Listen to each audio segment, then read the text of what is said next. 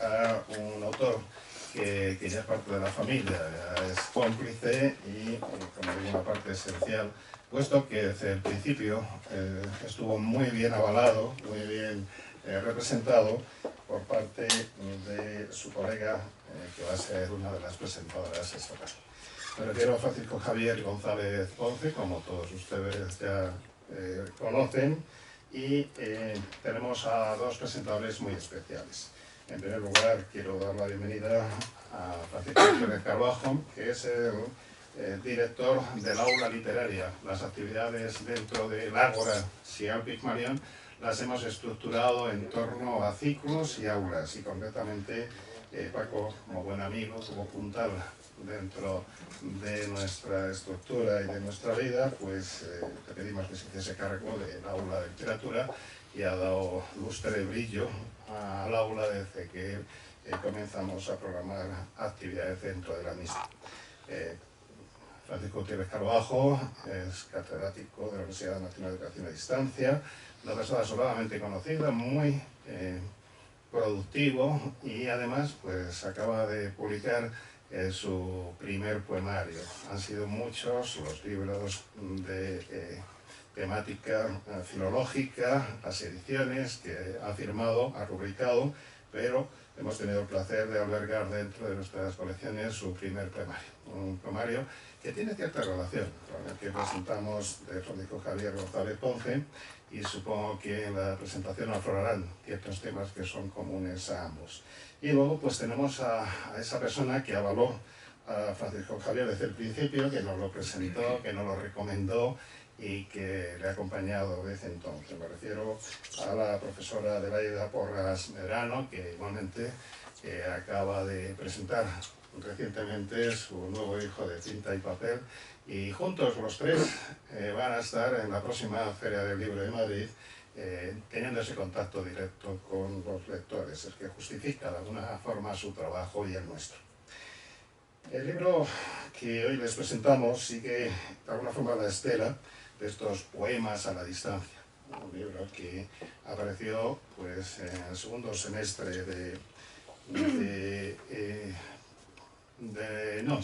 el primer semestre del pasado año 2024, un poquito antes de la Feria del Libro de Madrid, y que de alguna forma pues nos desveló a un poeta que había sido poeta oculto, que había sido poeta inédito hasta entonces, y bueno, pues puso de relieve su calidad literaria, también sobradamente conocida, puesto que lleva muchos años dentro del ámbito de la docencia universitaria, y por sus obras les conoceréis, pero había tenido pues cierto deseo de permanecer esta faceta suya fuera de lo que era el circuito académico, y no quiso publicar hasta pues una edad que ya consideró adecuada, ¿no?, para dar este paso. Y para nosotros pues fue un feliz descubrimiento, tanto que cuando recibimos el manuscrito del nuevo Romancero Nuevo, que es el libro que hoy presentamos, pues consideramos oportuno hacérselo llegar al jurado del Premio Internacional de Poesía SIAL Pigmalión, un premio que convocamos anualmente desde la fundación de nuestro grupo editorial, y ya son 28 años de trabajo editorial ininterrumpido, más de 2.000 obras publicadas, una nómina de autores que supera los 2.550 de 4 continentes, y ahí seguimos, en este convulso mundo de la cultura, de la literatura, de la edición, sin, de alguna forma, tener claro cuál será nuestro futuro. Siempre estamos con esa incertidumbre a cuestas, pero es un trabajo tan gratificante que hemos permanecido fiel al mismo, como les digo, durante casi 3 décadas. Esperemos llegar a esos 30 años de actividad editorial ininterrumpida, y con la magnífica compañía de autores como los que están hoy en la mesa, tanto el autor presentado como los presentadores y algunos de los que están entre el público. Por tanto, para nosotros recibir a los pocos meses, no llegó al año prácticamente, esta nueva obra, y digo nueva porque no es que esté recogiendo poemas antiguos, sino que, pues no sé si por la experiencia de publicar el primero, Poemas de la Distancia. Yo suelo decir que los poetas tiritan de inéditos hasta que publican su primer libro y que a partir de entonces tienen que comenzar a temblar por las consecuencias de haberlo publicado, puesto que se someten al criterio de los lectores y muchas veces el resultado no es del agrado de dichos autores. Pero en el caso de Francisco Javier ha sido todo lo contrario. Yo creo que la recepción del primero, la experiencia, ¿no?, de ver esos versos ya en pos de los destinatarios naturales, los lectores, y la magnífica recepción y acogida que tuvieron en las diferentes presentaciones, pues le animó a seguir con ese trabajo gustoso, como decía Juan Ramón, y nos ofreció, como digo, un nuevo manuscrito que, de alguna forma, claro, no puede ser de otra manera, ¿no?, bebe en los veneros clásicos, ¿no?, porque desde el principio, pues, él ya nos dijo, ¿no?, que su formación académica, personal y literaria era clásica, pero obviamente los poemas, aunque, como digo, se nutren del romancero, ese romancero tan rico, tan característico de nuestra literatura española, hispanoamericana, pero pues con un tratamiento de temas moderno, es decir, que aunque sí que permanece fiel a la estructura clásica del romance, procura insertar temas que tienen que ver con su acontecer vital, con aquello que ha observado a lo largo de los años de itinerancia por diferentes lugares y de sus asuntos vitales, ¿no?, pero, como digo, siempre permaneciendo fiel a una estructura y a un canon que él conoce a la perfección. Y bueno, pues el jurado, todos los miembros también están aquí y luego podremos leer el acta. Considero que era merecedor de este galardón, que para nosotros nos llena de orgullo, porque ahora sí que ya estamos vinculados, unidos, no sé si de por vida, pero desde luego en la literatura y en la poesía. Por tanto, luego tendremos el placer de leer el acta y también hablaremos un poquito en calidad de lectores, porque yo creo que los editores tenemos que ser también lectores. Y como hay un poema, el que cierra el libro, que habla de nuestra tierra, pues también tenemos algo que decir. El de los chancales de Extremadura, que es el poema que cierra este libro, y que de alguna forma narra la experiencia de su autor en nuestra tierra chica, en esa Extremadura no siempre bien conocida, valorada, defendida, ni siquiera por nuestra gente, por los políticos y las personas que tenían que haberla puesto en valor y que tendrían que haber velado para que tanto el paisaje como el paisaje extremeño tuviese ese reconocimiento que se le ha negado sistemáticamente. Pero bueno, hablaremos de eso en el coloquio. Yo creo que es uno de los temas que, puesto que estamos aquí, dos extremeños de pro, Paco de Aceuche y yo de un pueblecito de la Bolívar de Pela, de Badajoz, pues contaremos nuestra experiencia y pues analizaremos. Los miembros del jurado, ¿no? Y además miembros del jurado, efectivamente. Por tanto, sin más dilación, yo quiero darles la bienvenida y vamos a tener un excelente colofón musical. Ya contamos en el libro anterior con la presencia y con el apoyo de una persona a la que admiramos desde hace muchísimos años, que es Amancio Prada, pero en esta ocasión además pues se ha ofrecido gentilmente a un colofón musical que yo creo que es muy adecuado, ¿no?, para que se lleven todos los presentes, especialmente nuestro autor, un grato recuerdo, ¿no?, un sabor, pues yo creo que muy dulce, ¿no?, de esta tarde.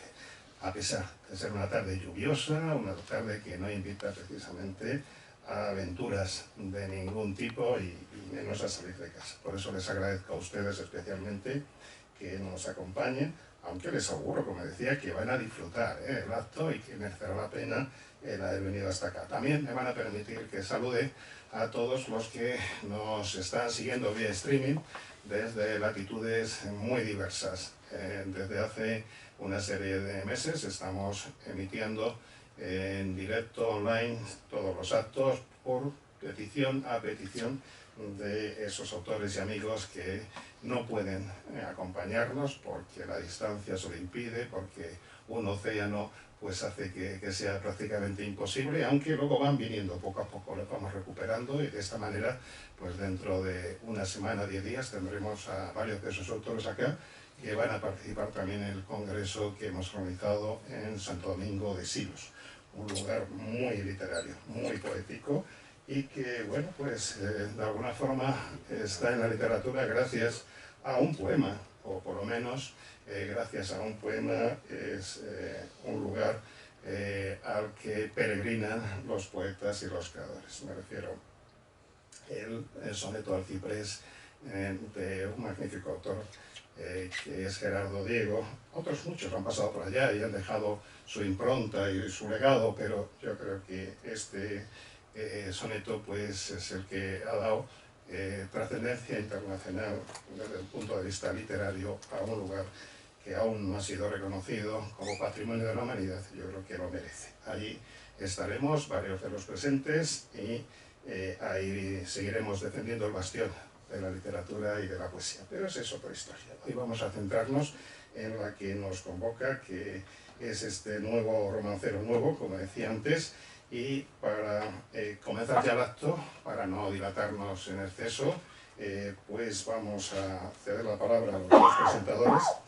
Después, si me lo permiten, pues yo también lo haré en calidad, como he dicho antes, de editor y de lector, y vamos a entregarle el premio a nuestro querido amigo Francisco Javier, antes de ese colofón al que me refería antes. Por tanto, sin más dilación, les pido un fuerte aplauso para recibir a estos tres invitados que van a intervenir por el siguiente orden. Empieza Paco como director de la obra literaria, sigue nuestra querida Adelaida y después autora. Ahora sí, un aplauso para ellos.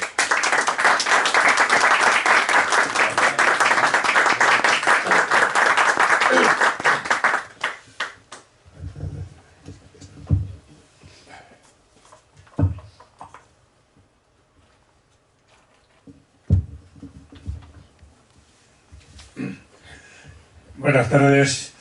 Muchísimas gracias, Basilio, por tus palabras. Lo he oído presentar miles de veces y no es ninguna exageración. Y nunca dice las mismas cosas, no como son los políticos que tienen ya su discurso preparado y van diciendo lo mismo, si es que no leen incluso. No, pero Basilio no. Esto de alguna forma es una de las pocas vanguardias literarias de Madrid. Y yo me honro en haber estado en lo que se consideró en los últimos años del franquismo la vanguardia literaria de España, que era el Colegio Mayor San Juan Evangelista, por donde pasaron cantaores, por donde pasaron todos los grandes grupos de teatro, por donde pasó muchísima gente. Bueno, y realmente lo que ha dicho Basilio, ¿verdad? Ayer o anteayer había aquí de varias naciones, y cuando inauguramos el aula asistieron ministros y ministros. Cuando fue la presentación de ese, que yo más que poemario lo llamo una nota rimada, porque nunca me había escrito un libro de creación, me parece que era un sacrilegio, y después de escribir varios libros y ediciones críticas, pues me atreví a hacer eso. Apareció pues el consejero de Cultura de la comunidad, para mí el mejor de los mejores políticos que hay en la actualidad, aunque con ideologías distintas, pero realmente un señor que sabe bien su oficio y que venga a una librería, una editorial. No son muchos los políticos que veo en este caso. Bien, yo voy a hablar de este libro. Voy a mencionar primero la importancia que tienen los romances, en segundo lugar algo, y no solo comenzar así, con algunos núcleos temáticos y después con algunos artificios, algunos, bueno, pues ciertos recursos estilísticos, lingüísticos, etc. El romance es uno de los discursos literarios, poéticos más conocido en español y más repetido. Y tiene una explicación además científica, porque el grupo fónico castellano, como decían, yo soy descendiente muy lejano de Navarro Tomás, pero tuve la suerte de contar en mi facultad con dos de los grandes individuos que sabían mucho de métrica, con Antonio Quilis, que sabía mucho de fonología también, y de Domínguez Caparrós. Realmente la métrica, que le tenía mucho miedo, yo realmente me gustaba. Y el grupo fónico castellano son 8 sílabas, que es realmente lo que se pueden. Y de ahí la importancia del romance. El romance que ya los teóricos y los gramáticos del siglo de oro empezaron a resaltar, como Nebrija, la gramática de la lengua española, que él la ilustra en el 1492 con romances que llama entonces el antiguo. Por el mismo camino marcha Valdés, y Covarrubia, en el Tesoro de la lengua española, habla de que los refranes, los romances y los cantares son realmente lo que constituyen la literatura popular. De la misma forma, mi paisano Correas, nombre nunca suficiente valorado, tanto su gramática como la colección de refranes proverbiales, con muchísima ocasión la ilustra con un cantar. Y en esta línea, pues pasan los tiempos, pues llega el romanticismo, y dice Menéndez Pelayo, era un autor al que yo le tenía cierta manía, pero como me sorprendió una vez, porque en cátedra de instituto no lo sabía, después me lo estudié de arriba abajo, y qué hombre tan listo, a pesar de que los 5 volúmenes sobre el teatro de Vega, los 4 volúmenes sobre los orígenes de la novela, todo. Lo que pasa es cuando el hombre ya le había dado demasiado al piste, empezaba a decir buenas barbaridades sobre la bate marchera, sobre quien fuese, pero realmente, y murió con 50 y tantos años, que nos parece que era muy viejo, no como mi otro maestro, Menéndez Pidal, que murió con 99 años, y su hijo Gonzalo con 99 también.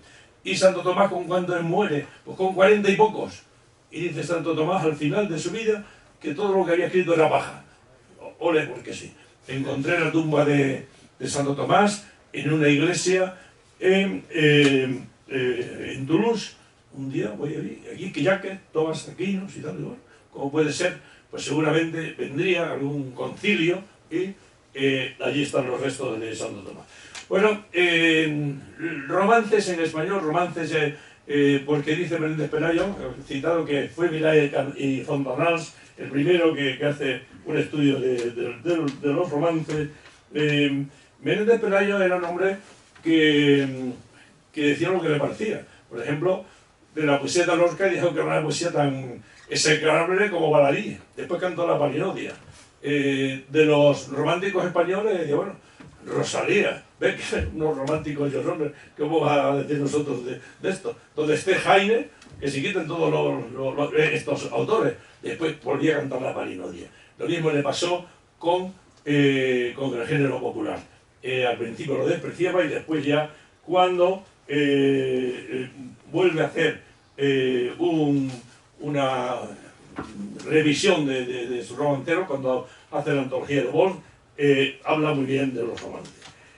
Tengo que mencionar a un autor fundamental, que es Agustín Durán. Agustín Durán es un romancero, colección de romances castellanos anteriores al 18, que fue el libro, como dice Antonio Machado, Campos de Castilla, en el prólogo, donde aprendió a leer.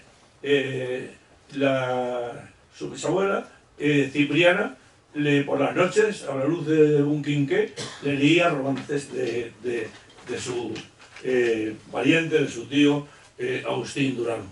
Y de ahí también el romancero González de Machado y muchos más. En un campo que a mí me dio cierta... he trabajado durante el tiempo, de tal forma que conseguí el primer premio de investigación de la Fundación Andaluza del Flamenco, que me lo dieron en Jerez. Estaba Pedro Pacheco, era el alcalde, y el Rodríguez de la Borbolla era el presidente de la comunidad. Decía Rodríguez de la Borbolla que como andaluz se encontraba satisfecho, contento, orgulloso, pero que como no jerezano se encontraba envidioso. Bueno, con Pedro Pacheco después tuve mucha ocasión de hablar, sobre todo gracias a los congresos que celebramos en la fundación de mi amigo Caballero Bonal. Bueno, pues en los romances flamencos, tanto Mairena como Molina, los conocía, sobre todo a Antonio Mairena. Lo que pasa es que nosotros estábamos acostumbrados a hablar con otros flamencos. Yo era muchísimo, muy amigo, fue el primero que conocí a un sevillano, a ver, de la Matrona, tenía 7 o 8 años, yo tenía 18, y bueno, pues tomamos, teníamos una tertulia todos los domingos en casa de un profesor catedrático de árabe de la Complutense, Elías Terés, y allí pues iba muchísima gente y tal.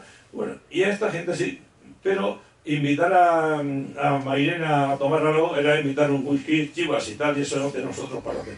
Pero sí iba a casa de vez en cuando de don Elías Terés. Y se quejaban Mairena y Molina cuando hacen el libro del flamenco, que es un libro muy bien, pero canonizan en cierta forma con un defecto, desde mi punto de vista, que creen que todo es debido a los gitanos, ¿no? Hombre, gitanos hay en todo el mundo, pero solamente los gitanos de Andalucía es donde se producen estos romances. Y se quejan claro, que viendo versiones árabes, judías y tal de los romances, no haya romances en flamenco. La verdad es que había poco. Y hay que mencionar a Esteban Calderón, que en el año 1847, en las escenas andaluzas, menciona por primera vez la palabra flamenco tal como está. Eso no quiere decir que, y yo mismo lo he publicado, que ciertas formas determinadas de las guasajas y tal, tanto el contenido como la estructura de la octava, pues lo va a reconocer después también el propio Menéndez Pidal, es muy antigua, pero el flamenco tal como lo conocemos aparece ahí en este romance que reproduce Esteban Calderón.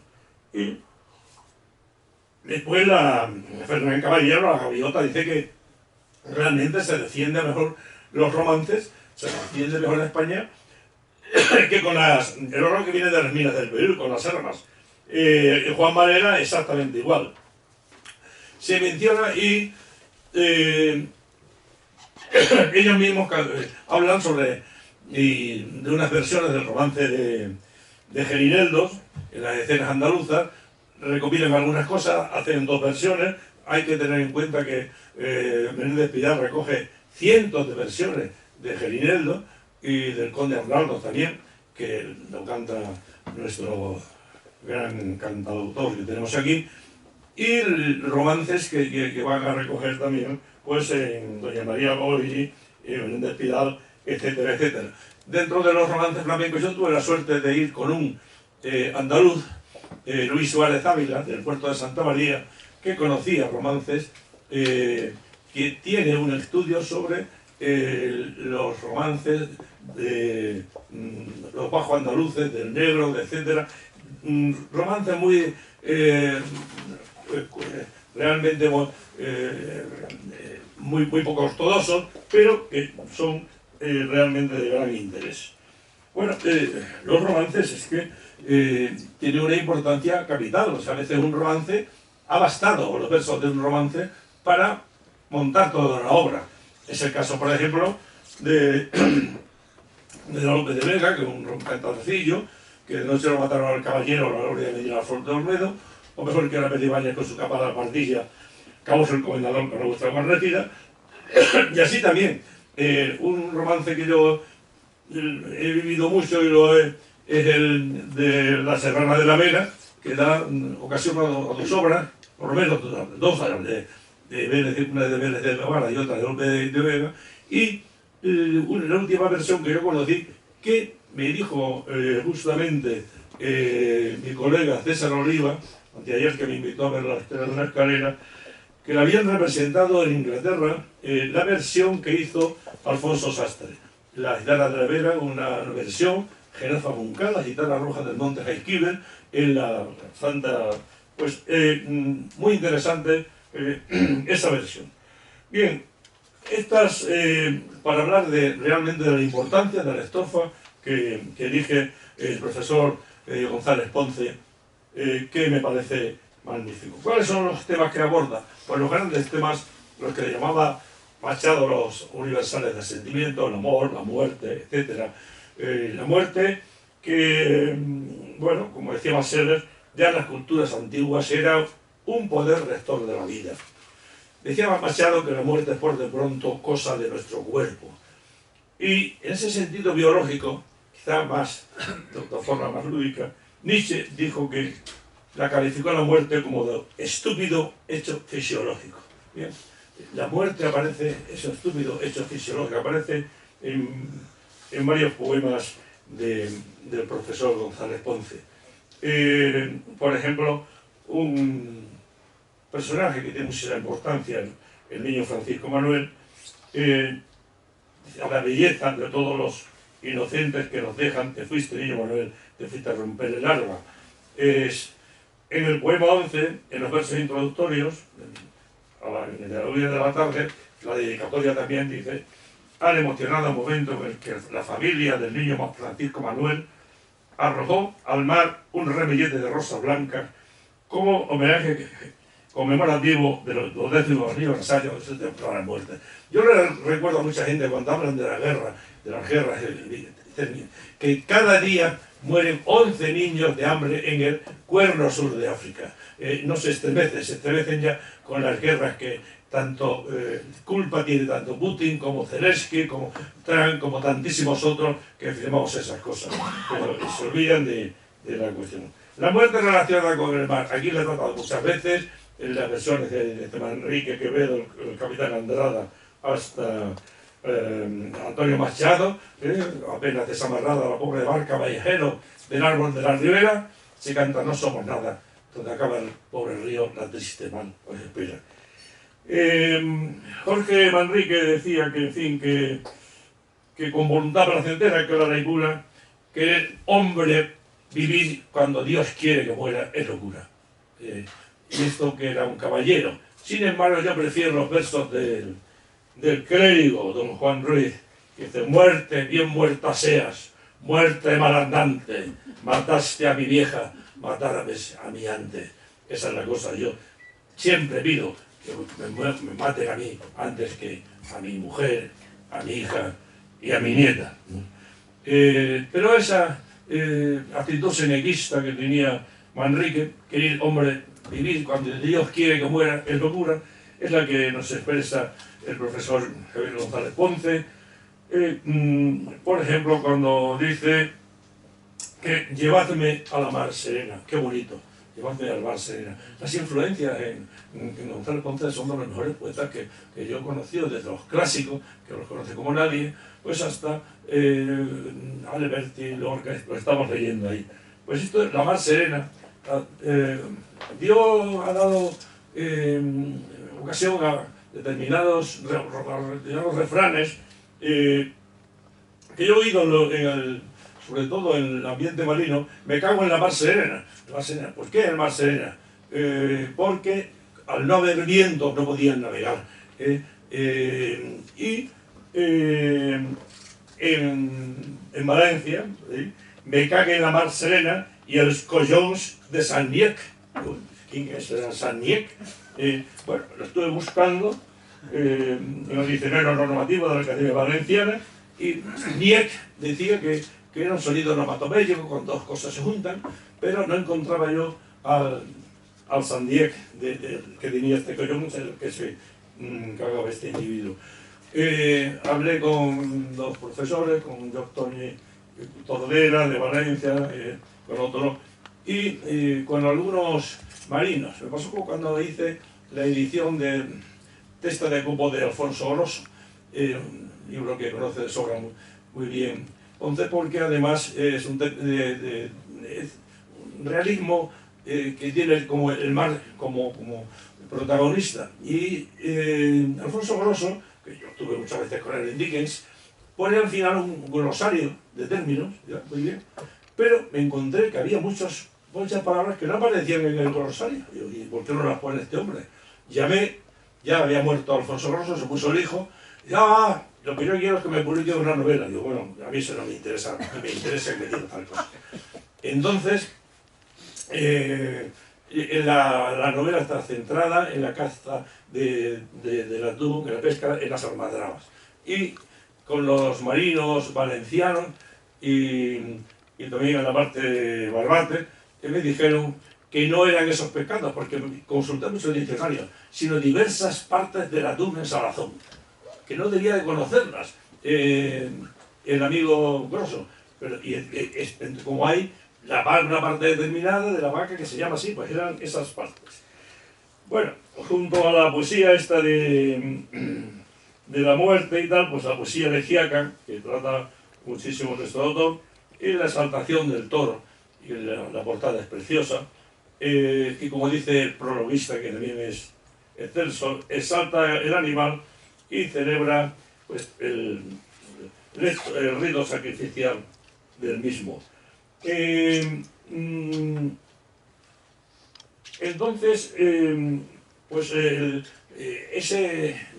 toro que tiene tanta presencia, dice, nada más entrar en ese edificio donde está la Universidad de Sevilla, en la casa, en la tabacalera, pues sí, se ve en el, dice que hay ecos de cigarreras y toreros en el romance de Vano. El romance que evoca la faena de Luis en el 2017 y era la misma memorial de un momento de restauración y gloria y epitafio a la muerte del torero, según el mismo Gómez Lara, que es la muerte inútil en homenaje a Fernando el chocolate espontáneo en la plaza de toros de Albacete. Hay un flamenco también que se llama El Chocolate, que siempre que empezaba a cantar, decía, voy a cantar una docena de fandangos. Bueno, cantaba más, pero siempre hacía lo mismo. Yo lo oí varias veces, Chocolate, que realmente lo oí en Zamora, en muchos sitios. Bueno, pues yo he tenido amistad con muchos taurinos. El primero con don José María de Cosío, un gran Ateneo. Don José María de Cosío, ya en mis primeros años de la universidad y en los que él llevaba el Ateneo, era un hombre sabio. Que no solamente de la enciclopedia de los toros, tiene un trabajo sobre la poesía en la segunda mitad del 19. Son 2 volúmenes así. O sea, pensamos solamente en que Rosalía, que va, la cantidad de poetas que tiene ahí, la mitología. Otros grandes amigos taurinos, Andrés Amorós, también el consejero ahora de Castilla y León, y un profesor de León que está ahora en USA, José María Balcells, que ha escrito mucho sobre los toros, desde luego en Miguel Hernández hasta los toros en Unamuno, y los toros realmente, y le diré, y aquí en esta misma editorial se ha publicado un libro de Javier López Jarriacho, De frente, en corto y por derecho, publicado, que a mí me suena un poco eso, vista, suerte y al toro, que es un dicho que se le atribuye al aviador español Joaquín García Morato. Se refiere al valor de los topónimos, hay muchísimos topónimos, desde luego la Antilla más, pero Granada, Jerez, etc. Hay que analizarlos a la luz del trabajo de mi amigo Ángel López García, catedrático de Valencia, lo propio del nombre propio. Cuando habla de Malpartida, imagino que te refieres a Malpartida de Cáceres o a Malpartida de Plasencia, Malpartida de Cáceres, porque los canchales hay tanto ahí, pero muy cerca también de Malpartida de Plasencia. Todo es magnífico, pero hay una serie con licencia poética, entre los calificativos que le atribuye a Extremadura, que comentaba, aparece la Extremadura sumisa. Claro, y eso pues realmente es como, sabe de sobra el profesor González Ponce, que Extremadura ya en marzo del 36, 80.000 campesinos ocuparon así como 250.000 hectáreas de tierra. Realmente esos sumisos campesinos invadieron. De tal forma que el gobernador civil, Granados, al día siguiente en el diario Hoy, donde todavía sigue escribiendo algunos insumisos, llamó la atención. Nada más empezar la guerra, una de las provincias más castigadas fue Badajoz. No por motivos políticos, sino quizá por represalia de eso. De tal forma que se llevó a cabo en las plazas de toros la muerte casi de 4.000 personas. El método para ejecutarlo, pues ¿cómo era? Fusilamiento sin juicio previo. Realmente toda esta lo pueden ver muchísimo mejor en una historiadora que se llama Candela Chávez. Y hay una película de, bueno, el 47 de Marcel Barrera, donde se habla de otro extremeño, poco sumiso, el extremeño que va a Cataluña y secuestra un autobús, etc. Hay una serie de autores extremeños, como Víctor Chamorro, que en una de sus obras de teatro recoge estos momentos, que escribe, bueno, pues el propio Felipe Trigo, etc. El señor que les está hablando, por no ser sumiso, pues sufrió la cárcel de Franco, sufrió después la cárcel de otro dictador, de otro continente, y tuve la ocasión de conocer a la gente más valiosa de mi vida, como fue Marcelino, de mi vida no, de la vida en general, por los sinceros, Marcelino Camacho, etcétera, etcétera. Realmente, bueno, estas son cuestiones que ponen un poco de manifiesto qué es lo que pasa con Extremadura. Extremadura es una tierra olvidada, es una tierra maltratada. Me dijo a mí González Ibarra, hay que hacer una manifestación y yo me pondré al frente. Digo, no, tú lo que tienes que hacer es arreglar la situación. Se lo volví a decir hace 3 años, 2, en Alborote, un pueblo de Granada, que fue a hablar de Martínez Mediero, un autor dramático muy amigo mío y amigo suyo. Dije, no se ha arreglado aquello, ¿eh? Un tren habéis puesto que salen de una vez al día y los horarios, como no se ajustaban, ahora han puesto los horarios según llega el tren. Una tierra tremenda. No quiero yo decir que mis paisanos sean unos hombres muy trabajadores, no, hay mucho, hay de todo, realmente, como tiene la Andalucía, pero es una tierra rica, una tierra que realmente, pero ha sido olvidada. La película sobre las Urdes de Buñuel no le hizo un gran favor a Extremadura, y mucho menos lo que caminando por las Urdes de 2 comunistas, amigos míos, Martínez Menchen y otros, bueno, realmente como si el bofio, como si tal, tienen que ver ustedes lo que es las Urdes. Fue conocida mucho una parte de las Urdes cuando don Cirilo creó el Ciripolen, que era aquello como un milagro, que hasta el propio emérito fue a verlo, no porque no necesitase, sino bueno, como tipo de curiosidad. Bueno, pues realmente Extremadura, ayer me cogió, o esta mañana, después de ir al médico, un extremeño, dice, ¿usted es extremeño? Sí, y usted, sí, también. Yo soy de Alía, me dijo, de un pueblo junto a Guadalupe. Bien, voy a pasar a los recursos fónicos, que esto ya parece un poco escolar, pero voy a pasar muy rápidamente, porque en definitiva casi todos los recursos fónicos que los utiliza muy bien, si no lo utilizas también, si no fuese un libro maravilloso, no le hubiésemos dado el premio. Son lo que dice Samuel Levin, aparejamiento, desemparejamiento, repetición de elementos en los distintos sistemas, el fónico, ¿no? Las literaciones, las risas de la noche claras, esa repetición de consonantes vibrantes, líquidas, la repetición de un mismo paradigma con relación comparativa, de la madre más madre, la serrana más serrana, la tolera más tolera, construcciones anafóricas, que abuela guarda tu lecho, que madre vela tu cama, que mano alguna en la noche. La epanadiplosis es una figura que es una repetición, pero es que empieza el verso con una palabra y termina con la misma. Enguerrada era la novia era enguerrada. Enguerrada fue enguerrada.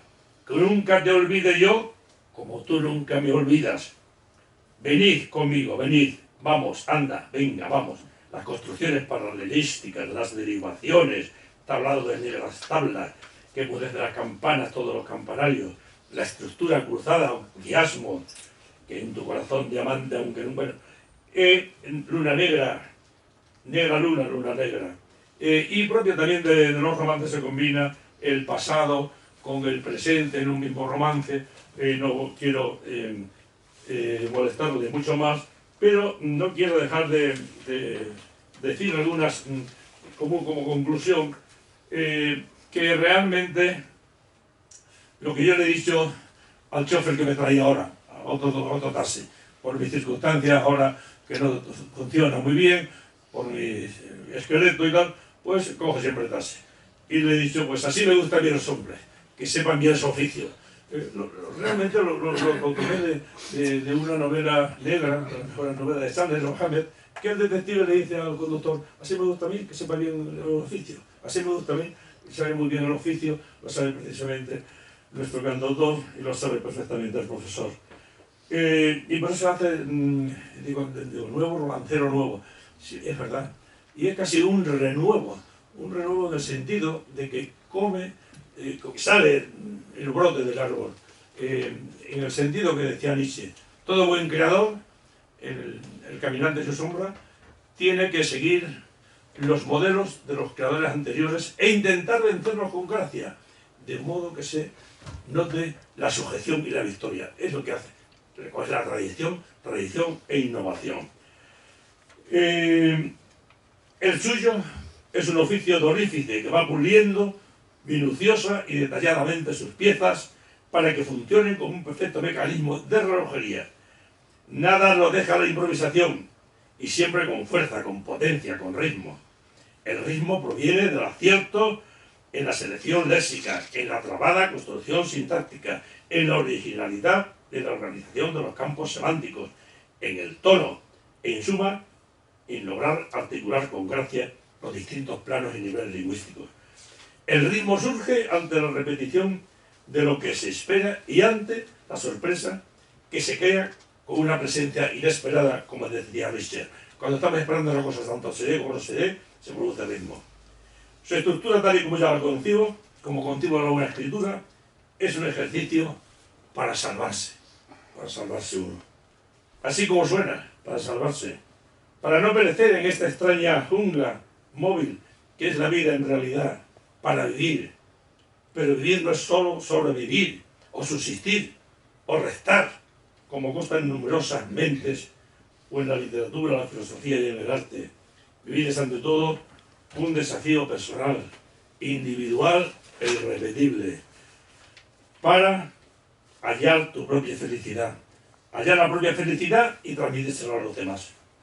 No es la primera vez ni la última que reproduzco las palabras de Hölderlin en su elegía Pañervino, y las ha recordado mi colega sabio y joven amigo a sus 99 años.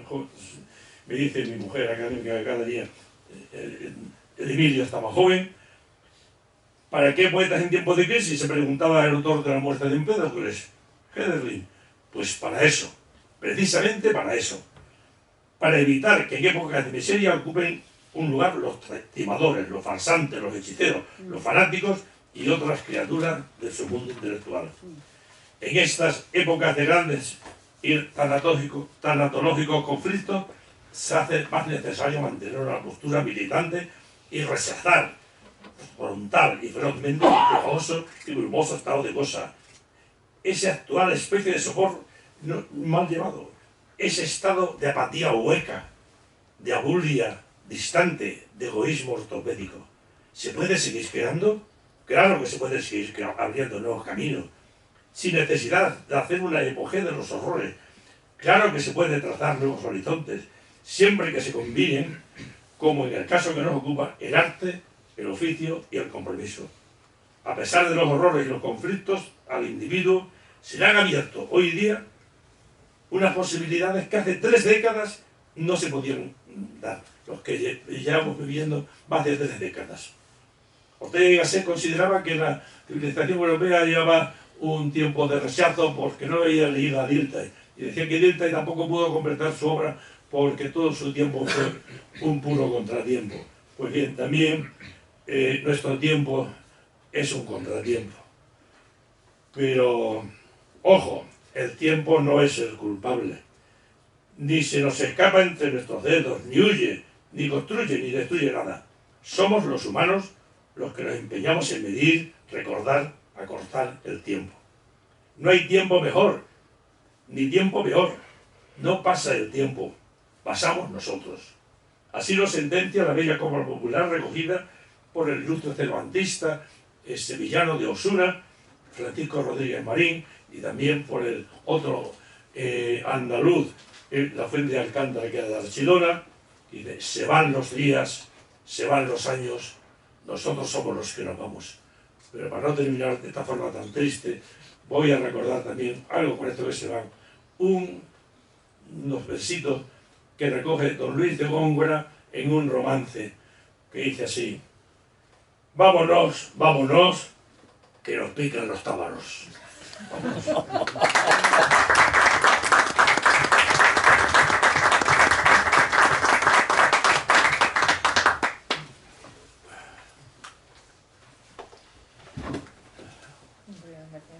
Sí, perdón. Vale. Gracias. Buenas tardes a todos y muchísimas gracias por asistir esta tarde. Para mí es un auténtico placer presentar a mi gran amigo Francisco Javier González Ponce. Y bueno, quiero empezar felicitándolo por este nuevo poemario, por este nuevo romancero nuevo, y felicitándolo también por el premio que le ha sido concedido. Y yo creo que este premio es el reconocimiento a una apuesta arriesgada por su parte. Arriesgada por la forma, porque creo que, bueno, aunque el romance pertenece a nuestra tradición, como ha explicado estupendamente el profesor Carbajo, no es un tipo de poema que se utilice hoy en día, más cuando lo que está de moda hoy en día es esa poesía que yo llamo minimalista, sintética, que fusiona en una única palabra a lo mejor todo lo que puede ser una estrofa entera en un romance, o intentan fusionar en una palabra lo que significa el significado de varios versos en otro tipo de composición. Entonces creo que por un lado hay una apuesta arriesgada en cuanto al molde utilizado, en cuanto a la forma, pero también en cuanto al tema, porque como también ha señalado el profesor Carbajo, hay muchos poemas taurinos, hay muchos romances taurinos dentro de este nuevo romancero nuevo, lo cual en los tiempos que corren también es una apuesta arriesgada. Y no solamente hay romances taurinos, hay muchos otros romances de la tradición española. O sea, aparecen romances sobre la Semana Santa, por ejemplo, sobre muchas tradiciones nuestras, y también donde se ve la influencia de poetas nuestros y con temas típicamente españoles y concretamente típicamente andaluces.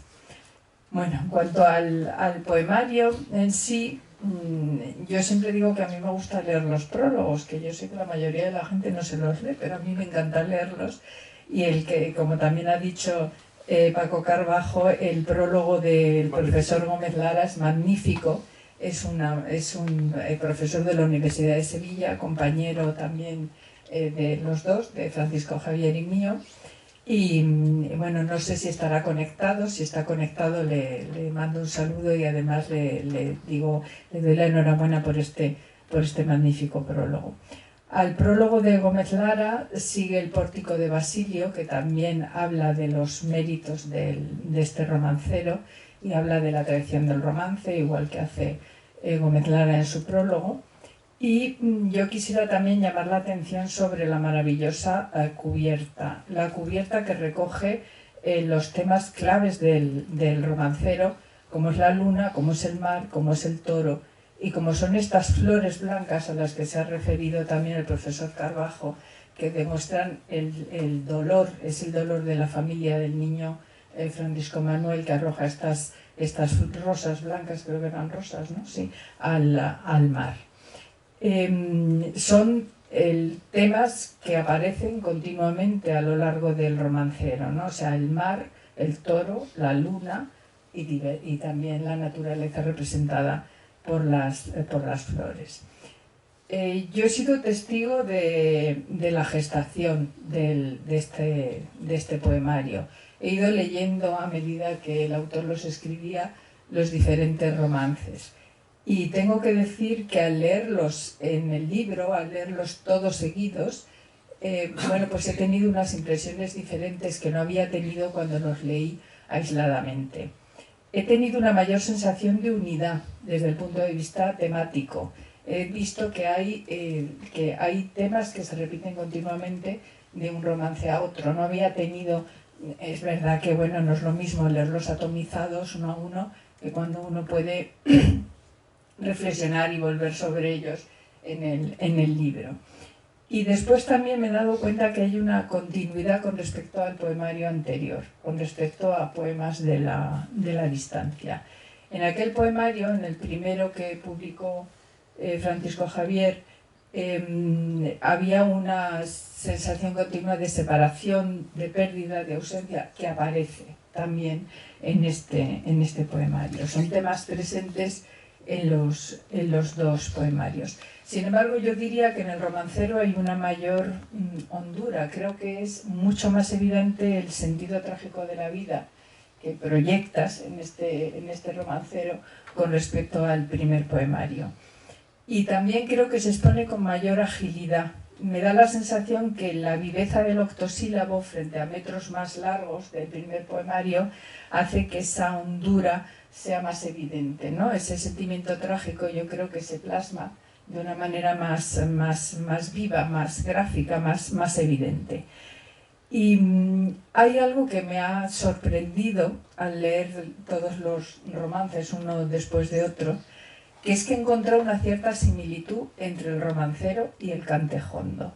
Yo no sé si Paco, que es un gran especialista, estará de acuerdo conmigo o pensará que esto es un poco de locura. No, pero sí, he encontrado una cierta similitud. Y bueno, ahora volveré sobre eso, pero quería también decir que creo que hay como dos hilos que entretejes, que trenzas continuamente. Uno de ellos es la tradición literaria y el otro tu propio imaginario.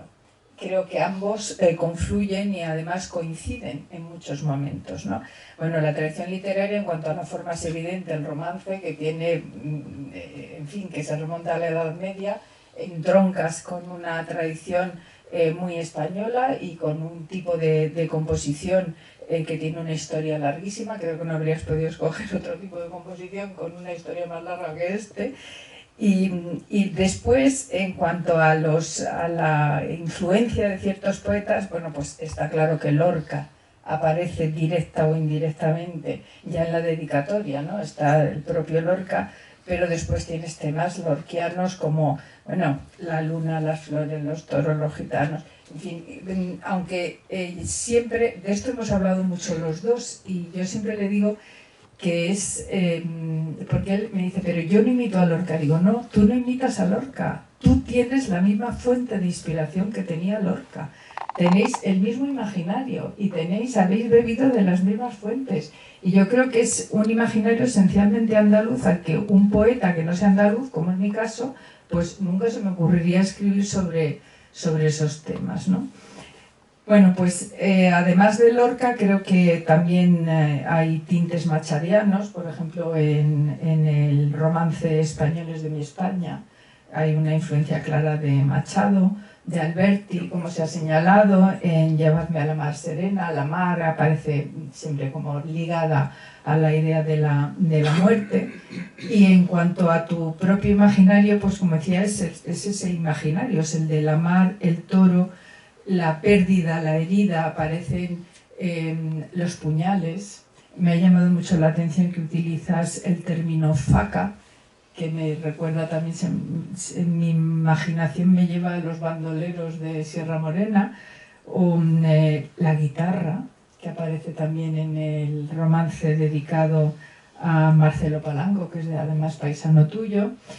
Por supuesto, la pérdida de la madre, ligada a la luna, pero también ligada al toro. O sea, hay toda una serie de temas que yo encuentro que tienen también muchas relaciones el campo semántico del flamenco en muchos casos. Y creo que eso es un logro del romancero, o sea, el ligar esa tradición del romance con una manifestación tan clara como es, y tan especial y tan nuestra como es el cantejondo. Hay un quejío, como se dicen los flamencos, omnipresente en el romancero. La idea de tragedia, característica del cantejondo, está presente continuamente en el romancero, sobre todo en el romance tebano, donde además ya no solamente tienes la tradición española, tienes también pues la tradición clásica, ¿no? Y me parece, bueno, tú sabes que es mi romance preferido, pero además me parece maravilloso, me parece un logro absoluto desde el punto de vista poético. Es un romance en el que habla de dos toros que se matan entre sí. Uno se llama Embustero y el otro Mentiroso. Creo que no podría haber nombres mejor escogidos para dos toros que deciden matarse. Y bueno, pues lo relaciona con el mito de Teocles y Polinices, que se matan delante de las murallas de Tebas. Entonces, bueno, creo que es una maravilla de romance donde liga toda esa visión del toro, la tradición española, la tradición nacional y al mismo tiempo la tradición clásica, ¿no? La visión del mundo clásico, y está presente esa idea de tragedia. Bueno, es un canto dolorido, el romancero, igual que el cantejondo. La hondura del sentimiento es continua. La idea de la herida, ya he hablado, ya he citado lo de las navajas, las facas, etc. Y después yo veo, desde el punto de vista formal, también veo similitudes entre el cantejondo y tu romancero, basado fundamentalmente en la repetición. Yo creo que, bueno, yo entiendo muy poco de flamenco y de cantejondo, pero Paco entiende muchísimo. Entonces, creo que esa nota sostenida del cantejondo la podríamos asimilar a tus repeticiones, que además muchas veces son repeticiones muy breves de una sílaba, cuando dices ven, o de dos, vente, ¿no? En varios romances. Y bueno, como decía antes, creo que eres un maestro de la anáfora, de la utilización de la repetición, además con un recurso que obtienes un rendimiento tremendo de ese recurso dentro de cada romance. Y ya he hablado también, Paco, de la literación, etcétera, no voy a repetirlo, pero creo que, en fin, otro gran logro es que consigues que el lirismo brote de una fuente popular, pero con una expresión culta. Eso también me parece que es otro gran logro del romancero. Basándote en una inspiración popular, en una forma popular, como es el romance, tu expresión es muy culta en montones de... Bueno, por supuesto en el romance tebano, pero en muchísimos otros la expresión es muy culta. Y yo terminaría leyendo pero creo que te voy a dejar a ti que leas. ¿Eres el autor? Sí. Pero, en fin, terminaría diciendo eso. Creo que el lirismo brota de la hondura del sentimiento, de una herida, generalmente. Hay una herida continua en relación con la muerte, hasta con tu propia muerte, en Llevadme a la mar serena. Y brota creando eso, una fusión entre la tradición y la innovación, y una fusión entre lo popular y lo culto. Creo que es algo muy difícil de conseguir y tú lo has conseguido. Así que enhorabuena. Muchas gracias.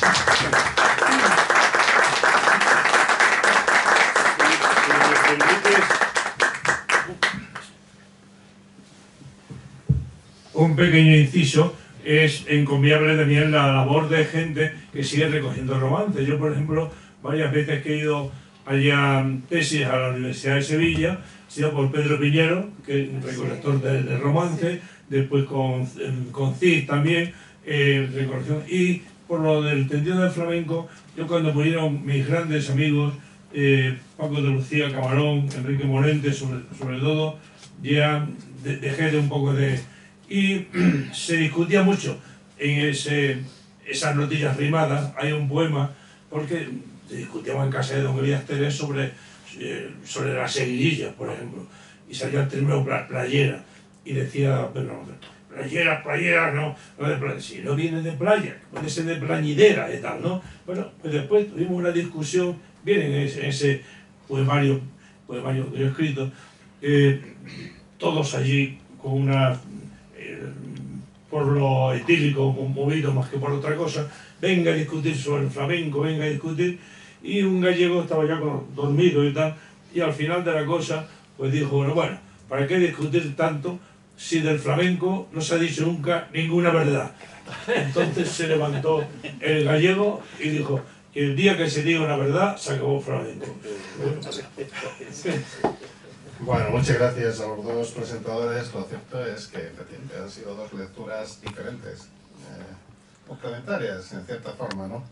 Y así como en el poemario de Adelaida Porras, estas huellas del vuelo, no hay precisamente mucho romance, hay otro tipo de composiciones también de metro clásico, ¿no? Sí.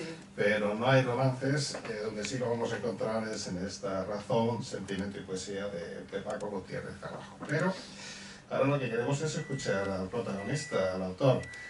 Por tanto, pues es un placer dar la palabra. Adelante, cuando quieras. Pues muchas gracias, Basilio, muchas gracias a todos. Yo tengo que empezar agradeciendo especialmente hoy a dos personas. La primera es Basilio, el director de esta casa, que me ha acogido cuando yo, como él ha dicho, era un poeta ya entrado en años y desconocido por no haber escrito nunca nada. Aunque es cierto que la poesía siempre ha botado dentro de mi corazón, porque eso es como una olla a presión que el que lo tiene dentro. Y como decía mi querido Francisco Gutiérrez Carbajo, y Basilio antes, una vez que uno pierde el miedo, explota y ya no deja de explotar. Entonces, por tanto, lo que me quede de vida de aquí en adelante será probablemente seguir escribiendo versos. Bueno, entonces decía que esta casa me acogió por mucho que hubieran hablado de mí, sin que yo hubiera escrito ningún libro anteriormente, ni un verso, totalmente ágrafo, y apostó por mí. Y bueno, pues en un año han salido 2 poemarios y están enchiquerados todavía algunos otros por ahí. O sea que si Dios quiere, en tiempo venidero podremos ver al menos un tercer poemario que tengo ya acabado. Y después quiero agradecer también, y se ha nombrado a mi prologuista, mi colega Manolo Gómez Lara, que supongo que nos estará viendo o que nos va a ver, profesor, colega mío en la Universidad de Sevilla de Literatura Inglesa, profundo conocedor del flamenco, profundo conocedor de la copla, de Rafael de León, y de algo que está ya dicho porque se ha dejado entrever en todas estas intervenciones que me han referido, de lo que es ese velero común, del fondo común del sur, del corazón del sur. Yo lo que traigo hoy aquí es poesía andaluza, en el fondo, y por eso digo que decía Adelaida que es una apuesta arriesgada, porque está un poco fuera del tiempo. Lo que ocurre es que lo que es de verdad, y no me refiero a mis poemas, me refiero a la poesía andaluza, eso está siempre por encima del tiempo y nunca se ve vencida. Entonces yo quiero agradecer de verdad de corazón a Basilio y a Manolo Gómez Lara por ese magnífico prólogo que yo estaba convencido de que me lo iba a hacer. Además lo hizo en un tiempo récord, un par de días me parece. Y después se ha hablado aquí de que yo vengo, de que me han concedido un premio. Bueno, eso está muy bien, pero tendréis que entender, los que me acompañáis, que a ciertas edades los egos nunca mueren, es cierto. Yo creo que hasta 5 minutos después de muerto, luego estará ahí, ¿no? Pero a ciertas edades ya los premios van sobrando. Yo nunca me he presentado a un premio, creo que no lo voy a hacer nunca. Esto ha sido algo que la propia editorial ha tenido a bien y yo estoy profundamente agradecido y muy contento. Pero el premio de verdad consiste en algo distinto, y es que comprobar que lo que uno escribe pueda emocionar a otra persona, a una sola persona. Eso ya para mí y para todo aquel que escribe y produce arte y canta y compone es el gran premio. Y esta noche el premio es muy grande, porque están aquí presentes personas a las que yo quiero mucho y que es un esfuerzo enorme que hayan podido venir. Algunos vienen conmigo acompañándome desde Sevilla, otros desde fuera de Madrid. Aquí está Amancio Prada, que me une una amistad en estos últimos años, que me ha regalado la vida, que me llena de orgullo y me da muchísima alegría poderlo decir, y porque estoy viviendo con él momentos muy hermosos de mi vida. Está también entre nosotros Antonio, mi querido amigo Antonio López Fuentes, el gestor de la sastrería Fermín de aquí de Madrid, que me consta que estuvo fuera este fin de semana, que ha hecho un esfuerzo titánico para poder acompañarme hoy aquí, y aquí está. Y yo se lo agradezco mucho, porque cada vez que vengo a Madrid me acompaña y sabe que muchas veces no nos podemos ver, pero estamos unidos en el corazón.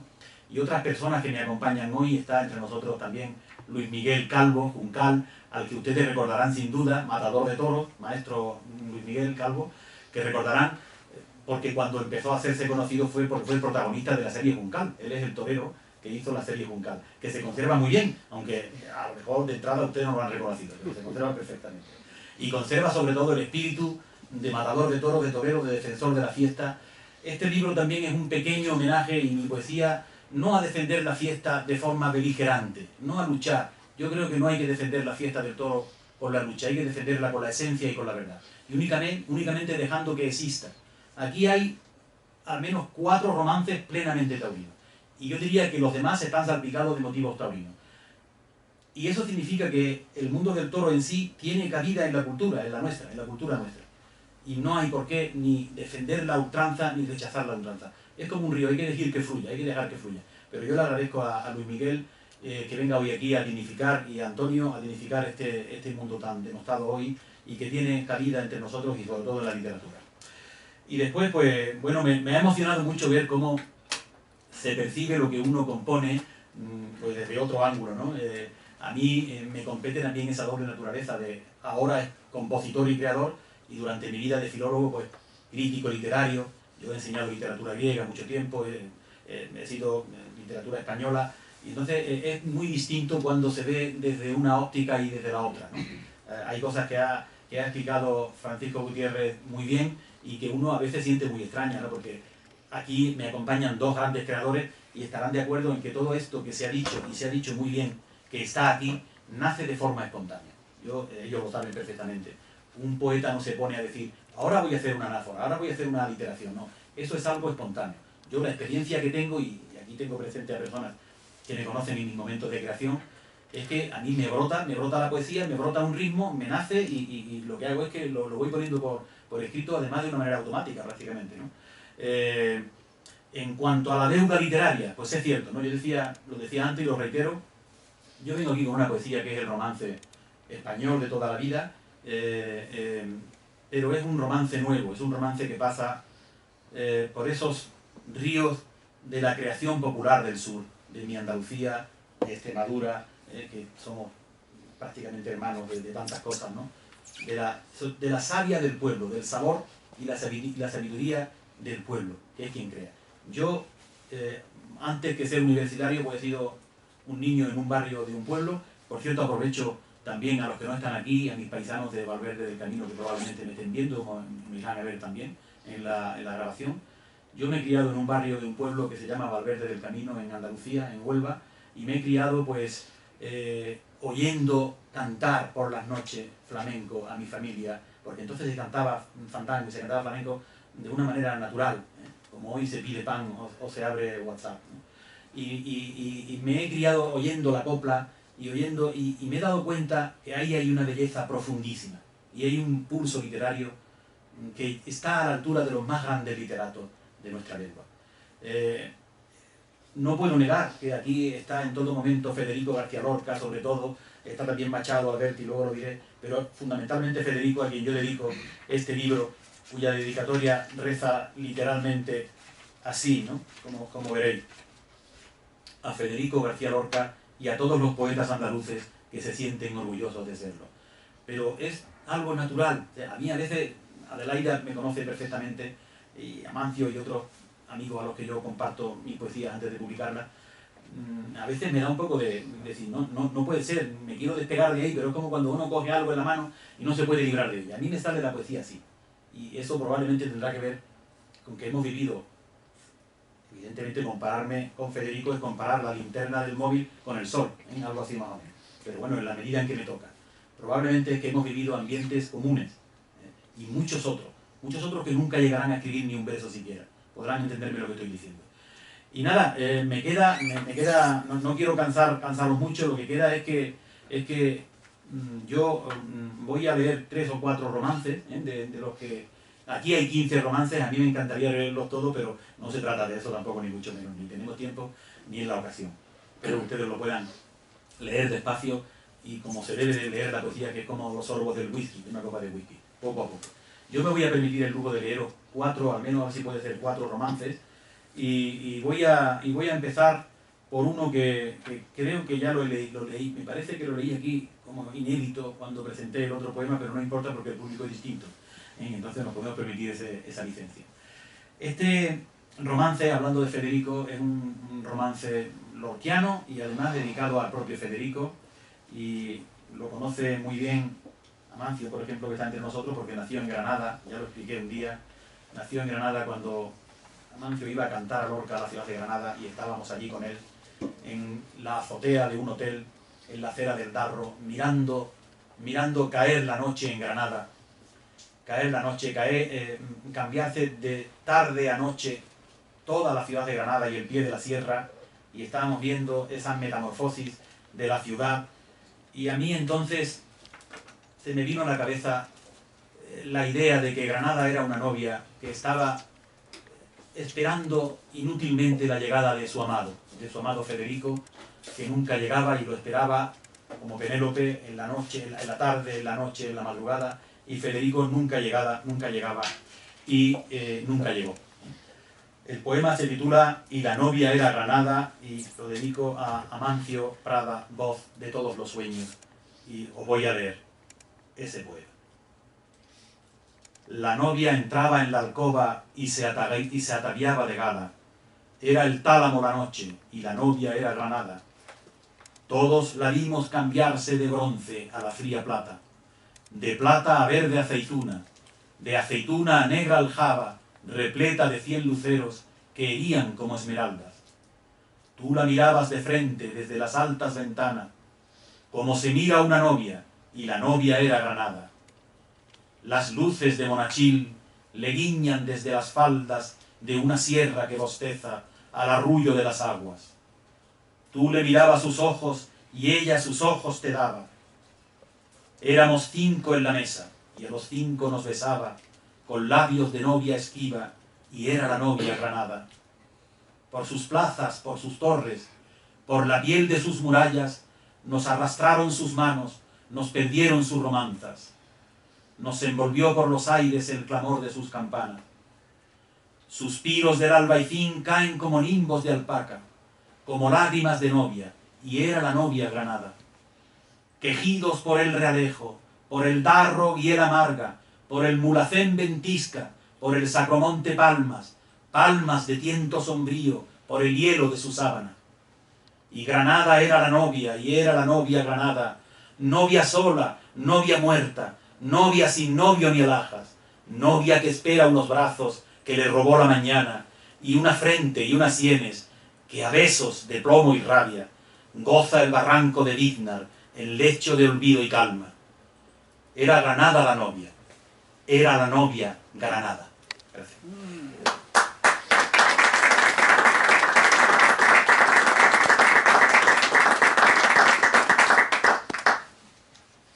Bueno, voy a seguir un poco. Es curioso porque los colegas que me han precedido en el turno de la palabra, los 3, han hablado de romances que son justamente, y se han repetido justo en lo que yo pensaba de los hombres. O sea que, como ven ustedes, entre la crítica literaria a veces también hay unanimidad, no siempre. Este romance que voy a leer ahora es un romance de los 4, de contenido esencialmente taurino. Es un romance que yo llamo romance tebano, y al que ha aludido Adelaida ahora, que narra, dice, la dedicatoria es al emocionado recuerdo de los toros embustero y mentiroso que como Polinices y Eteocles entregaron sus vidas uno frente a otro en la soledad de los campos del Guadalmena. Es un romance muy especial porque narra la suerte que han tenido dos toros que la vida, por ironía, les puso el nombre de embustero y mentiroso, dos toros que yo creo que son cargados de esencia y de verdades profundas, que es lo único que tiene el toro únicamente tiene verdad. El torero y los espectadores tenemos medias verdades a veces y de vez en cuando nos suena la flauta. Y aquí hay quien lo puede confirmar. Pero el toro siempre tiene la verdad, es ineludible, es así, ¿no? Y estos dos toros, que habían nacido desde lo más profundo de los que los criaron, los toros que fueron llevados para una corrida a un sitio, y en el reconocimiento, la noche anterior, la tarde anterior, al saltar al corral, que era una plaza de tientas en un campo, en la provincia de Jaén, al salir el primero, salió con un brío inmenso, comiéndose las paredes y los buladeros, y al soltar el hermano segundo que se soltó para el reconocimiento, al verse, los dos no pudieron aguantar su verdad y se acometieron el uno frente al otro desde una distancia de 20 metros y murieron en el acto, los dos toros. Fue una cosa verdaderamente dramática. Aquello fue una cosa que yo he vivido desde muy cerca, porque son toros que los conocemos muy bien, forman parte de mi entorno, digamos, y fue un momento muy dramático, pero como todo en la vida, con el tiempo, esos dos toros se han convertido en inmortales, en mágicos, y están viajando por las tierras de España, por los libros de España, y por tantas cosas, y se han convertido, como digo, en toros eternos. A mí me recordaban a los dos hermanos del ciclo tebano, a Polinices y Eteocles, que, como sabéis, murieron el uno frente al otro en una disputa política por el poder en la ciudad de Tebas. En Tebas murieron los dos, había un ejército defendiéndola, que era el ejército de Eteocles, y el ejército del hermano que quería usurpar el trono, venía con argivos, con extranjeros, y en una puerta coincidieron los dos hermanos, y los dos se mataron mutuamente y quedaron tendidos sobre la tierra. Y a uno el Estado le decretó ser enterrado con honra fúnebre, y al otro ser desposeído, ser abandonado en las puertas de la ciudad como pasto de las alimañas. Y eso da pie a mucha literatura y a mucho mito, ¿no? El mito de Antígona, tantas cosas.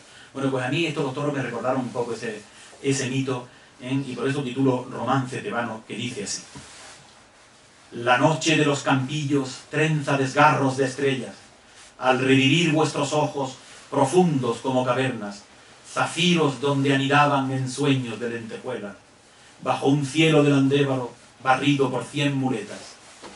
Embustero y mentiroso, primos hermanos de siestas al arroyo del Carrasco y al almizcle de las huertas. Lloran los llanos de Tarsis en la distancia postrera, el silencio de unas madres que rumian vuestras ausencias, que encajan mudas los dardos de vuestras últimas huellas y el eco de vuestras ansias de timbales y de arena. Embustero y mentiroso, nombres de falsas esencias, negro raudal de verdades que arrasaba las dehesas.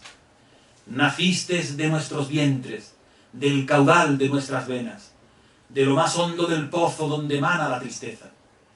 Nacisteis de las entrañas de la muerte y de la pena, de los hilos más profundos de la pasión de esta tierra. Embustero y mentiroso, surtidores de nobleza, ¿dónde yacen vuestros sueños dormidos bajo la sierra? Crecisteis como titanes, como gigantes de piedra, negro vendaval de raza vuestro ardor de forja lenta, y vuestros pechos henchidos negro caudal de fijeza, vuestros riñones astillas en el corazón de Huelva. Embustero y mentiroso, decidme dónde se acuestan, dónde duermen vuestros sueños cegados bajo las piedras. Nadie enfrontiló las sombras de vuestras lunas funestas, nadie perfiló sus muslos al hilo de vuestras flechas. No hubo cintura ni pecho que arrostraran vuestra entrega, ni garganta retadora, ni firma de mano izquierda. Embustero y mentiroso, reyes de Sierra Morena, ¿quién trituró vuestros sueños decorosos de la fiesta? Bastó una arena sin rayas, con rumor de Guadalmena, en una tarde de otoño, sin clarines ni banderas, uno solo frente al otro, galope raudo de espuelas, Polinices y Eteocles bajo las torres de Tebas. Embustero y mentiroso, negros volcanes de fuerza, ¿dónde quedan vuestros sueños de agostos de rampa y feria? choque de estrellas fugaces, beso de lunas abiertas, abrazo de muerte brava hermanada con grandeza. Luego silencio en los campos, sol derretido de cera, dos negras nubes de noche posadas sobre la arena. Embustero y mentiroso, forjados a forja lenta, a la sombra del manano a base de ilusión ciega. Perpetua noche de duelo, cerradas todas las puertas, roncos mugidos del viento que gime por las cancelas. El alba os halló dormidos en lechos de gloria eterna, Polinices y Eteocles al arbor del Guadalmena. Embustero y mentiroso, hoces de ciega certera, Polinices y Eteocles, hermanos sobre la tierra. Gracias.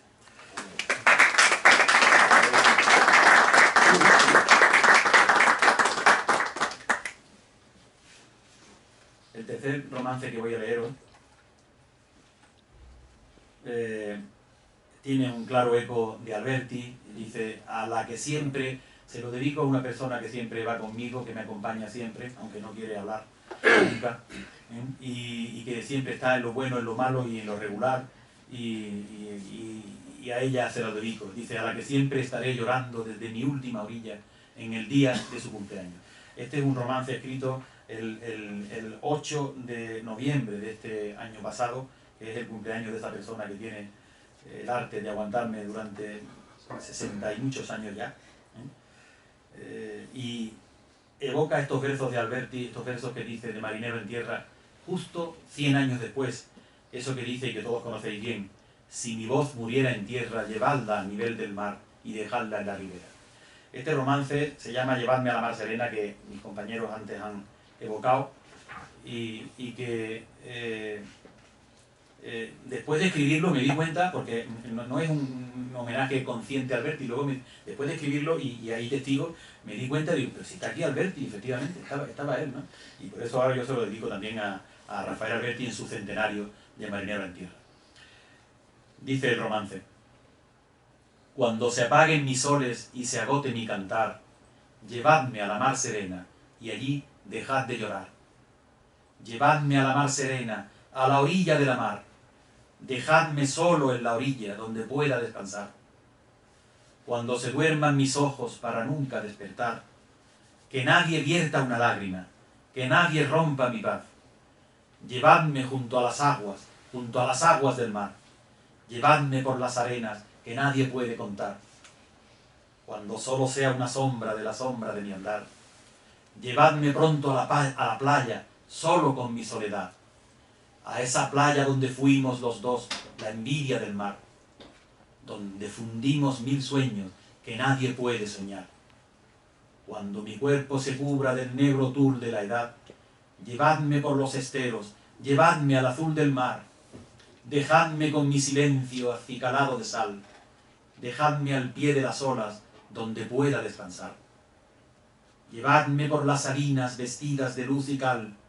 Llevadme por los caminos que buscan dar a la mar. Llevadme a lomos del viento que quiebra el cielo fugaz, en pos de las velas blancas que muere por abrazar. Allí vendrán las estrellas, allí conmigo estarán los luceros de la noche, hiriendo de fuego el mar. Allí vendrán caracolas que me vendrán a arrullar, con sus arrullos de siglos, aguardando mi llegar. Que nadie sienta el cuchillo de mi ausencia lacerar, su corazón sin consuelo, por mi adiós sin vuelta atrás. Que nadie me llore nunca cuando me vea marchar, y me vaya mar adentro, para no volver jamás. Porque me iré como amante, seguro de tu verdad, adivinando tus ojos, bañarme de tu mirar. Porque me iré por las aguas, por las corrientes del mar, porque me iré en una noche preñada de eternidad. Cuando mis ojos se nublen, cegados de oscuridad, llevadme a la mar en calma, a los brazos de la mar, llevadme a la mar serena, a los azules del mar, donde al susurro del agua pueda por fin descansar. Llevadme a la mar serena, llevadme al borde del mar, para que pueda marcharme y ya nunca regresar, para que sienta a lo lejos, lejos de tu luz astral, que tú me sientes muy cerca, solo contigo, sin más. Llevadme a la mar serena, a la orilla de la mar. Dejadme solo a tu lado, sobre el azul, solo en el azul del mar. Dejadme para que pueda, por fin, solo descansar. Gracias.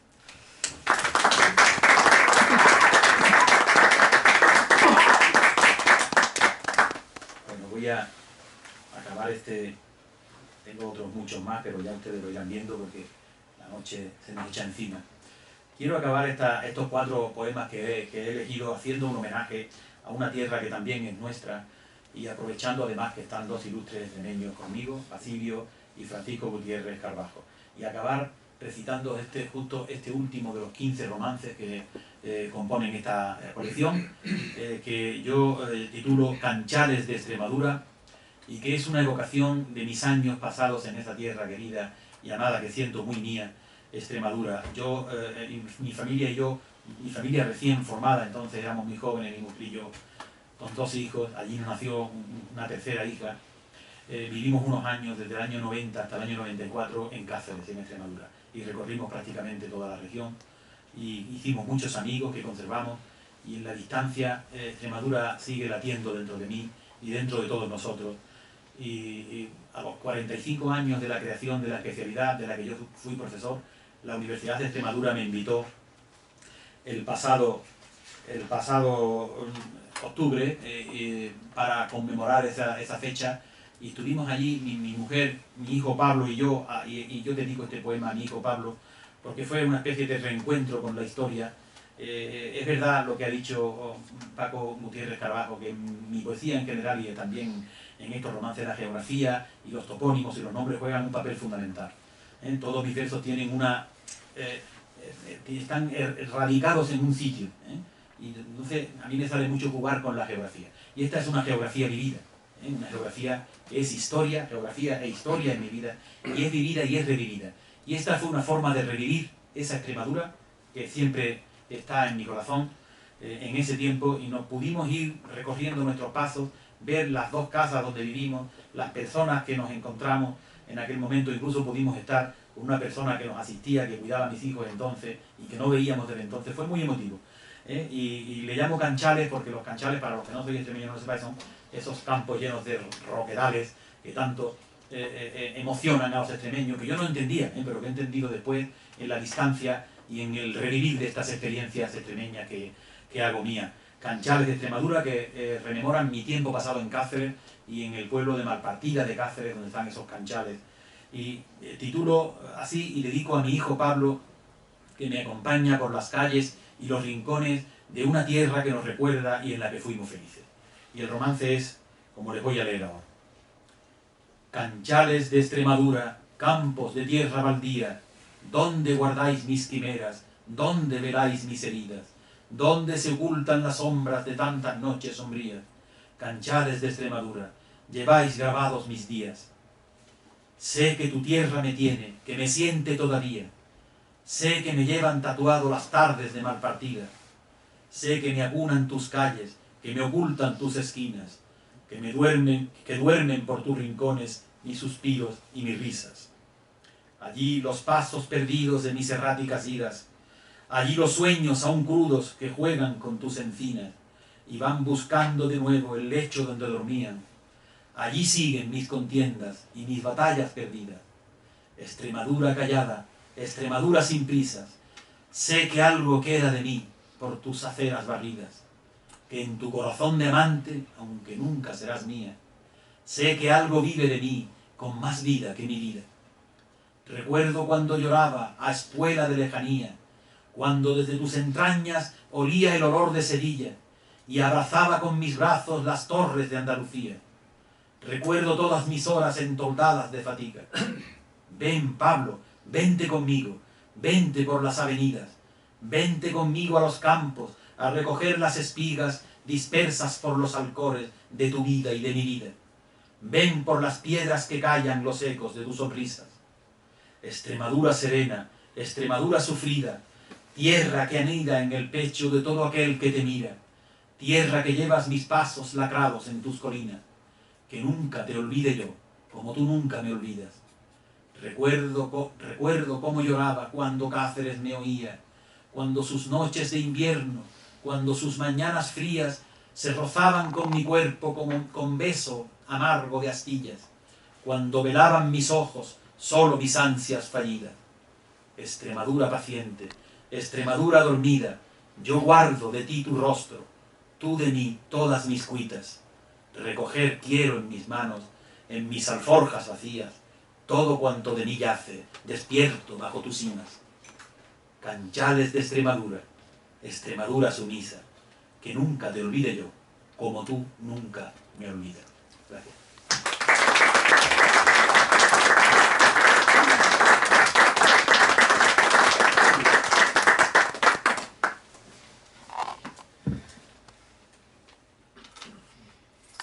Realmente pues son poemas, son versos, son romances que nos llegan a los adentros. Entiendo que efectivamente no quieres abusar del tiempo, entiendo que has elegido 4 romances especiales, pero me apena que no has leído uno que a mí me sobrecogió cuando leí el original y que me sigue sobrecogiendo cuando leo el libro después de impreso, ¿no? Es el que narra la historia de Chocolate, un espontáneo que tenía el deseo de ser torero, de brillar en la plaza, de concitar el cariño de la gente, de recibir los aplausos del tendido, ¿no? Es un romance tremendo, porque efectivamente en su agonía, de alguna forma, este espontáneo que nunca llegará a ser torero, como repites en varios versos, sintió que fue protagonista, ¿no? Es tremendo. Y de alguna forma nos invita a reflexionar también, cuando deseamos tanto algo, cuando nos obsesionamos con algo, que si no lo alcanzamos nos hace sentir desgraciados, incompletos, ¿no? A lo mejor lo que añoramos, lo que buscamos es nuestra propia perdición, ¿no?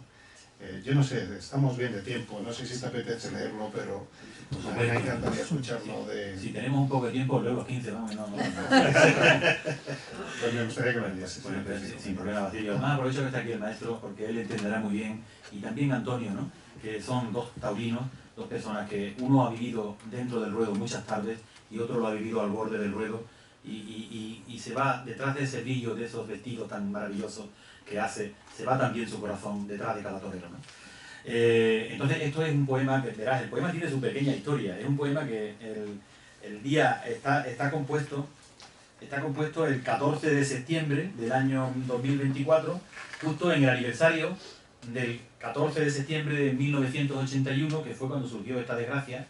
Y todo surge porque mi agente literario, Adelaida Porras, desde entonces, pues me dice, oye, mira, acabo de leer en internet esto, qué noticia tan desgarradora, Sí. es motivo de un romance. Oye, ¿a que no te atreves? Y no voy a decir cuándo, pero muy poco después le devolví el romance hecho, ¿no? Sí.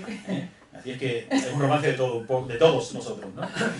Dice el romance, no sé si recordáis, tú seguramente te acordarás de aquella muerte del espontáneo del toro en el Cordobés en el año 1981, en Albacete, que tuvo sus consecuencias, que el Cordobés le complicó mucho la vida, después aquello se quedó aclarado, pero se culpaba un poco a las figuras del toreo de esa tarde. Uno era Manuel Benítez del Cordobés, el otro no recuerdo quién era, pero vamos, de que no hicieron todo lo que tenían que haber hecho por el espontáneo. La historia es que hay un espontáneo de Albacete, uno que quiso ser torero, que se tira al toro, se tira prácticamente desnudo, y el toro prácticamente lo asesina solo de salir, ¿no? De salida, y muere, y se quiso culpar un poco a los maestros de lo que hicieron, evidentemente sin razón ninguna, ¿no? Pero bueno, yo me refiero únicamente a ese momento. Y yo esto lo vivo como muchas veces lo viven los profesionales, los toreros, ¿no? Como un hombre que pone su verdad en el ruedo ante un toro que pone la única verdad que tiene, que es el honor de defender lo que es un animal bravo y noble, ¿no? Y en el fondo como 2 héroes trágicos, los 2 estaban llamados a perder la vida y a no ser más que lo que le daba de vida aquella tarde y aquella luz de Albacete, ¿no? Entonces me salió este romance que dice: homenaje a Fernando el Chocolate. El romance se titula Muerte que dicen inútil, porque así es como la prensa lo titulaba, Muerte inútil en Albacete, ¿no? Y yo, pues dándole la vuelta a la palabra y considerando que ninguna muerte de dos héroes trágicos es inútil nunca, sino que es un paradigma de dos héroes, digo, homenaje a Fernando Elez Chocolate, espontáneo en la Plaza de Toros de Albacete, donde perdió la vida frente al toro sospechoso el 14 de septiembre de 1981 en su aniversario. Y el romance dice así: la muerte velaba a oscuras en la fragua de los tiempos. Una tarde de septiembre con vitola de maestros. Sospechoso sospechaba verlo caminar sin miedo, con torso de Cristo roto y paso firme y resuelto. Fernando Elez Chocolate, moreno de piel al viento, encajaba en sus entrañas el azote de sus sueños. Mordía sus labios de esparto, sudaba sudor de acero, lloraba llanto de niño perdido por los desiertos. Los vencejos de Albacete surcaban tristes los cielos y huían hacia la sierra, huían para no verlo. El sol cerraba sus brazos de ascuas heridas de hielo para arrastrar a la noche con sus oscuros lamentos. En negro toril sin aire siente sospechoso el quiebro de su cintura ligera, de su corazón sin dueño. Bocado seco, sin ganas, dos cigarrillos sin fuego, una mirada hacia nadie y nadie que fuera a verlo. El reloj marca la hora como sentencia de muerto. 4 toros arrastrados y el quinto rompe en el tercio, como cuchillo que ciega el blanco tul del silencio, la calma paz de una tarde herida de aciagos besos. Toro burraco y altivo, noble verdugo sin serlo, sospechoso parte raudo hacia la boca de riego, busca con ojos dolidos unos ojos a lo lejos que se clavan en los rizos de su frente y en sus pechos. Nadie sale, nadie mira, su mirada sin destello. Solo Fernando lo sigue desde el fondo de sus sueños. Solo Chocolate avista la negra firma del hierro que proclama su nobleza sobre sus ijares negros. Chocolate y sospechoso, solo los dos en los medios, los dos al pie de la muerte, los dos sin vida ni celo. Chocolate lo recibe sin más engaño que el cuerpo. Sospechoso lo acaricia con caricias sin remedio. Grito de 10.000 gargantas, siembra de luto el albero. Sangre, tumulto, tragedia, nervio, alboroto, revuelo. Sonrisa de gloria eterna de un soñador ya sin sueño, que supo siempre callarse, que nunca iba a ser torero. Todo enmudeció al instante, sospechoso, solo y quedo, lo vio alejarse desnudo con el marfil de su cuerpo, con sus 2 ojos de vidrio abiertos como luceros, pero con mueca de gloria cantada por sus adentros. Sospechoso dobló pronto, en silencio y sin pañuelos, pero sembró de su vida al hijo bravo, a un hijo bravo del pueblo, lleno de noches de luna y de tardes de misterios, que siempre supo guardarse, que nunca iba a ser torero.